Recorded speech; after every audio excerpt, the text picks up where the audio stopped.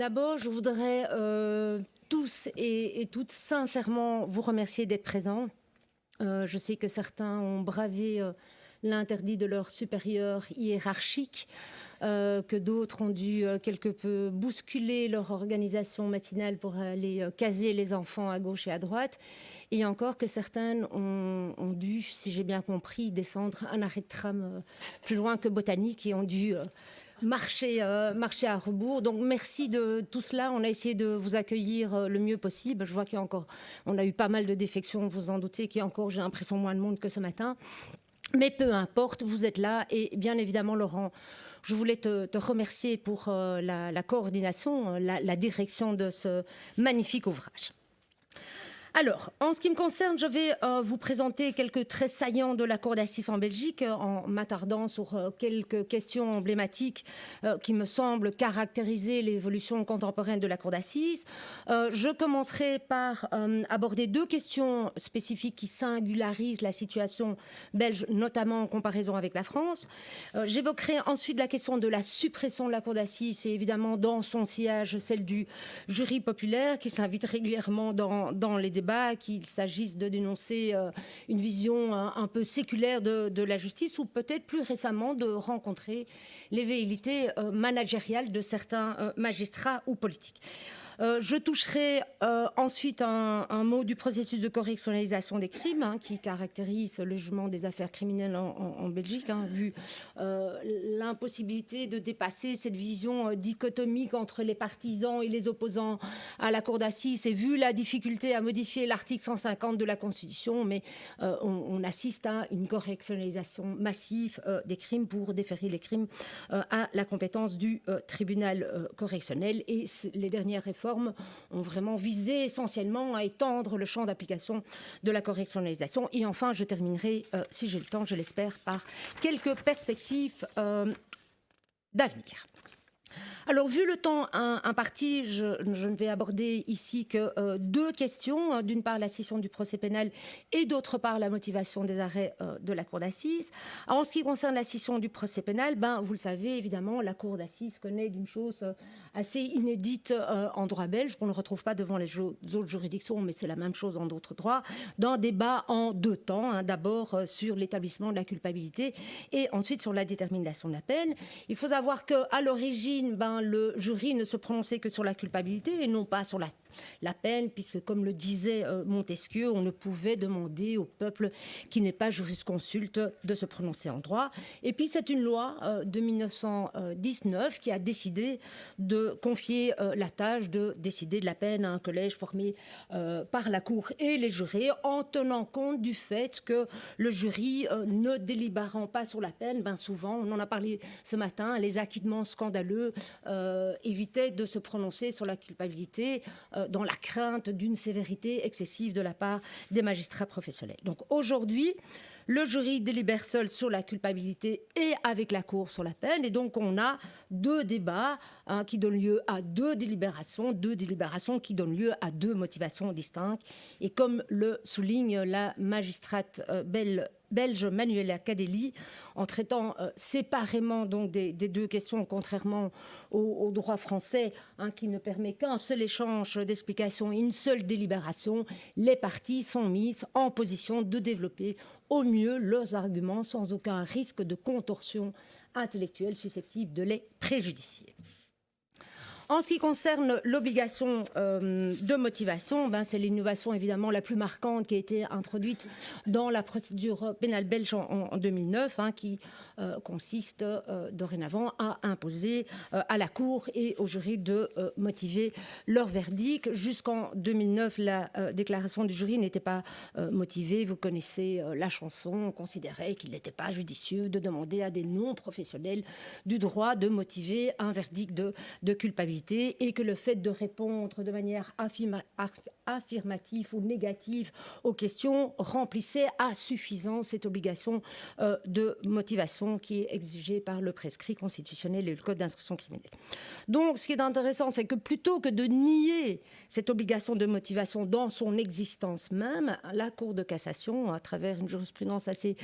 constante, à tout le moins jusqu'en 2009, aménageait la forme en tenant pour acquis acquis que l'obligation de motivation était remplie dès que le jury avait répondu aux questions qui lui étaient posées. Puis, affaire taxée, Jenny en a parlé ce matin, qui a conclu à la violation du droit à un procès équitable. C'était un cas qui concernait la Belgique. Donc, cette loi de 2009 est adoptée et impose donc dorénavant aux jurys de motiver leurs décisions, tant en cas de culpabilité que d'acquittement à l'issue de la délibération. Donc, il appartient au final au jury de délibérer seul sur la culpabilité avant d'en rendre compte en fait aux magistrats professionnels en vue de motivation, ce qui soulève maintes critiques auprès des professionnels du droit, certains qualifiant, vous pouvez le voir, la procédure de parodie grotesque de jugement ou encore d'escroquerie intellectuelle, ce sont les termes de Bruno Daillé.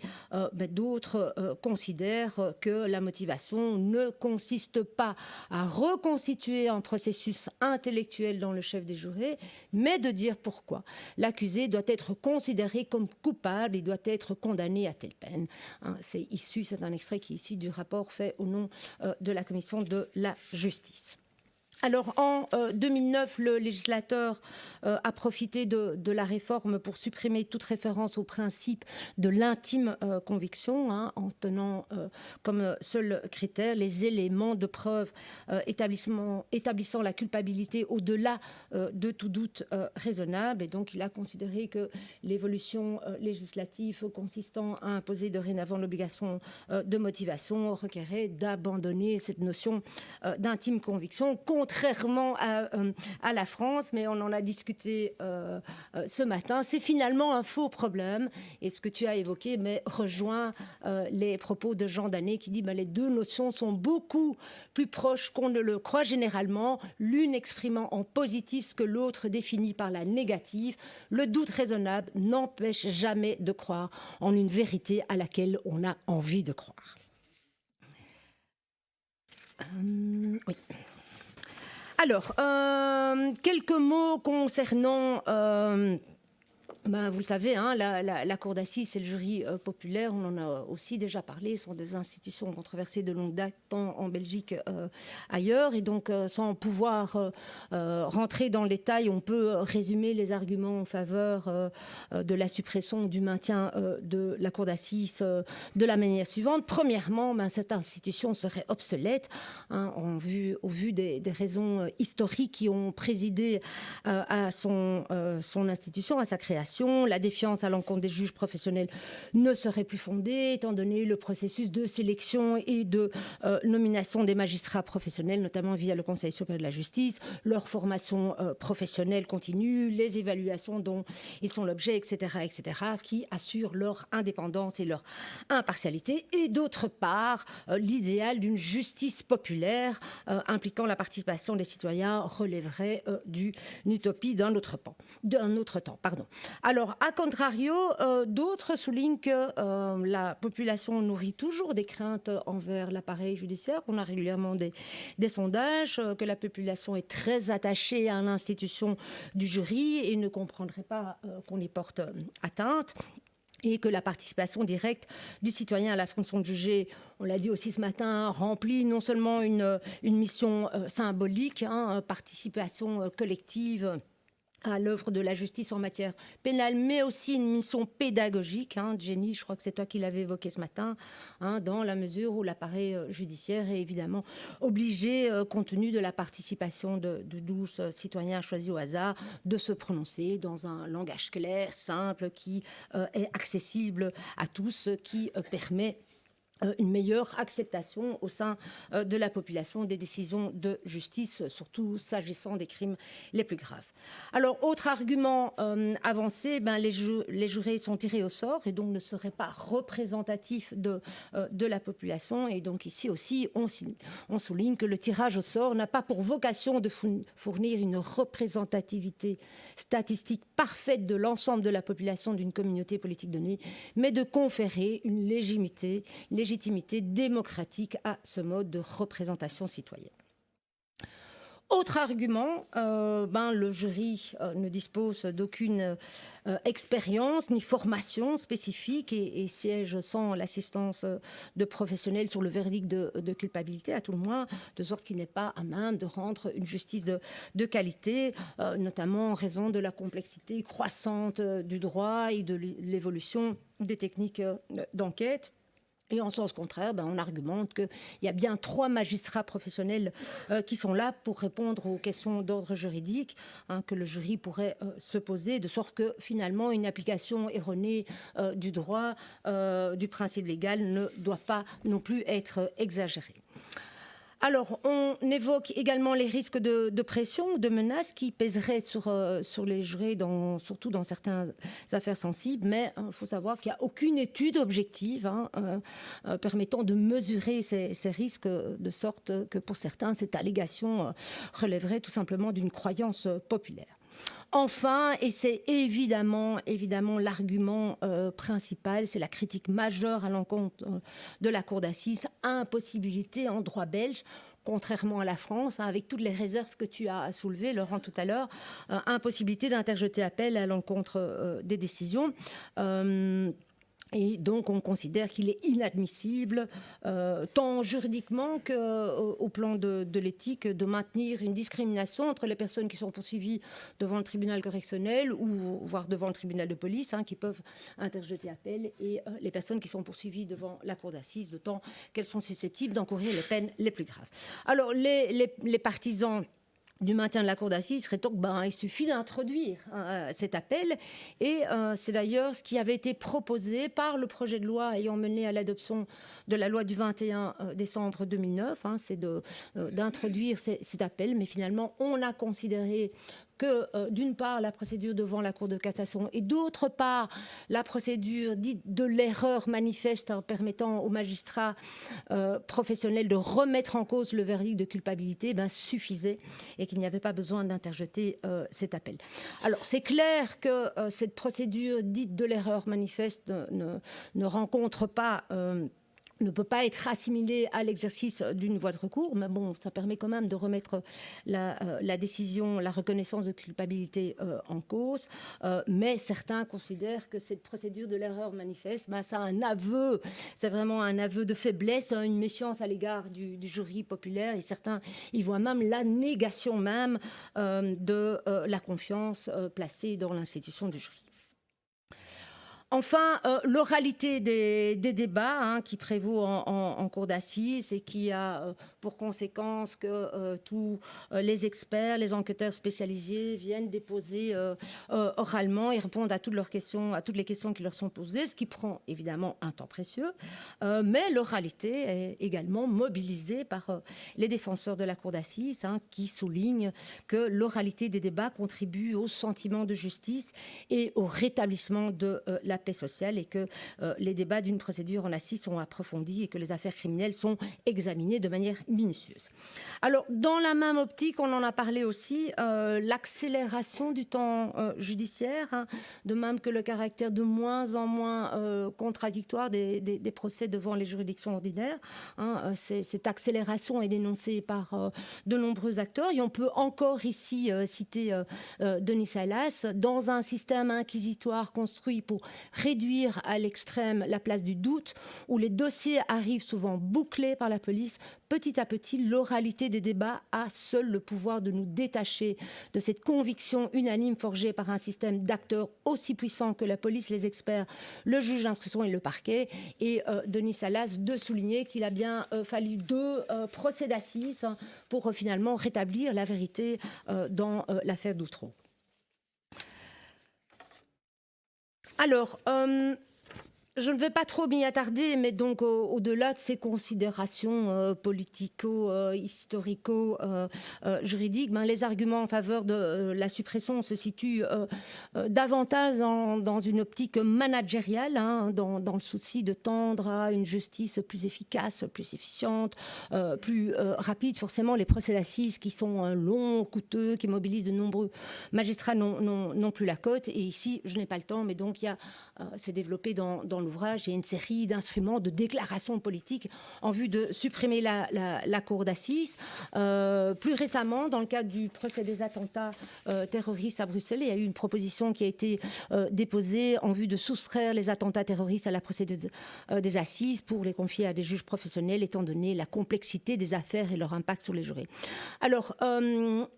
cette suppression a le soutien d'un certain nombre de magistrats, de hauts magistrats, notamment le procureur fédéral